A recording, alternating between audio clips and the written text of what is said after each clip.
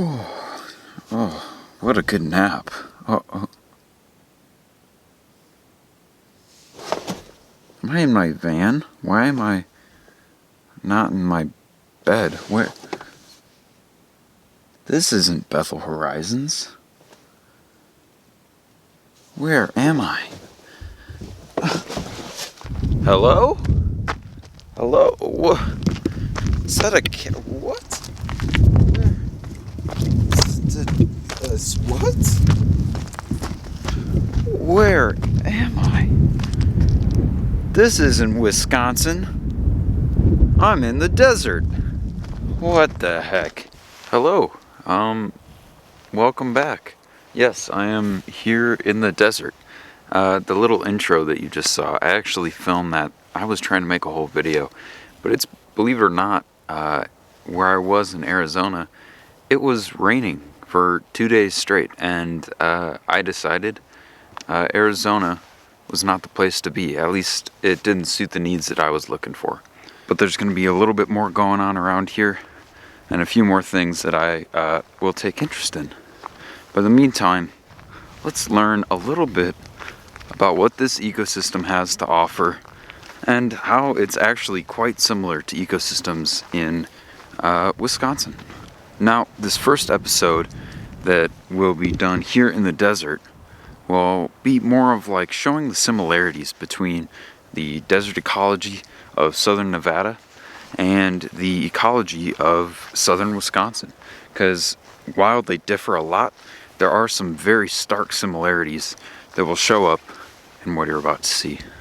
Now, just as a general overview of the habitat that we are in currently, you can look around and it's a juniper and pine dominated area with very little just, open gravelly soil, made up of some limestone and some other things like that, filled with sage brushes and other things along that nature.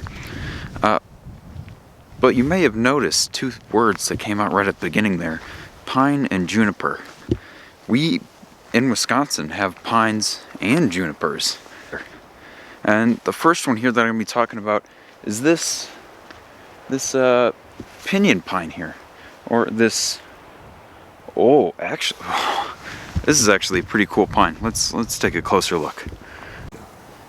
You look here, and most times when you look at the needles of pines, they will come in sets of more than one. However, as you look here, it is really only one needle coming out of each fascicle, which is essentially similar to a pine follicle.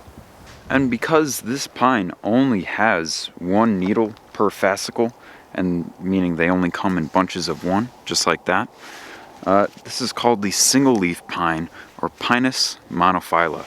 A very cool pine, ubiquitous throughout the moderate, mid-elevation areas of the Sonoran Desert and other high desert areas within the southwestern United States.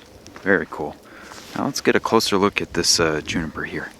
As we take a look at this here, if you're familiar with the tree that has the common name of eastern red cedar, that is a native species to Wisconsin. However, it is not a true cedar. It is actually a juniper. And this here, which goes by the name of Utah juniper, is in that same genus. So again, like a close cousin. And they look pretty darn similar. They have a similar growth habit, kind of, poofy little bundles of needles scattered throughout there. And they don't grow very tall. They're kind of stocky, kind of short. But this one is a heck of a lot more drought tolerant. Of course, it does get cold here. Today it'll be dropping down to 25 degrees. So it can handle the cold. It can handle freezing temperatures. But this one here is a lot more drought tolerant. It loves those dry areas. It cannot handle a lot of rain.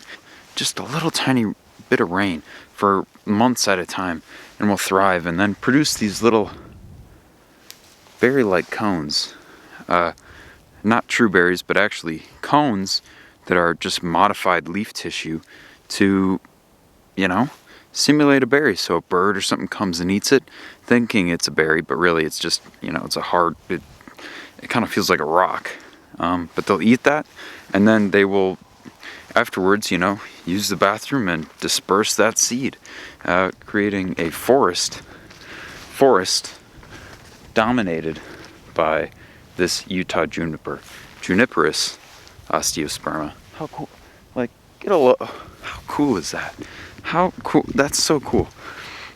And just to sum it all up, once again, we are here with the Utah juniper, Juniperus osteosperma, one of maybe 8 junipers native to this area, and also Pinus monophylla, the single leaf pine, which is just right back there.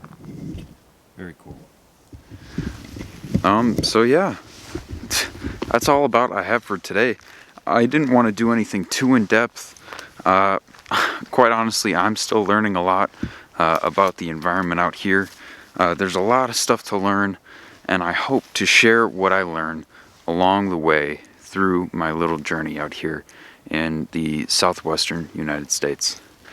Alright, again, thank you for watching this Wildlife Wednesday, and even if you are not out here, not able to get out into the desert such as I am, you could just go around your block. You could do anything you want. Just enjoy a little bit of nature for at least some time before I see you again next week on the next Wildlife Wednesday. So yeah, thank you for watching, and I'll see you then.